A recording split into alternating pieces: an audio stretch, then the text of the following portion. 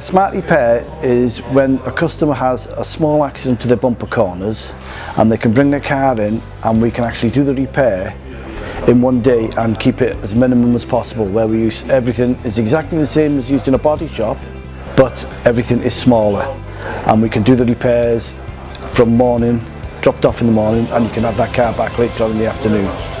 And the repair is obviously body shop quality, but done with quicker products, so everything is fast drying.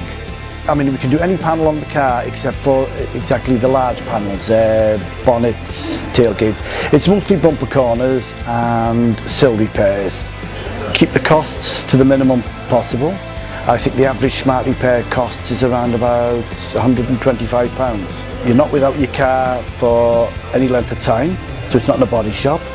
You've got no going through insurances and back and two on the phones. The job's in for a day, out.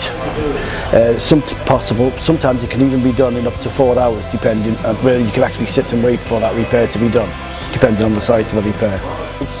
They've come out the supermarket, somebody's caught their car and they don't know who's done it.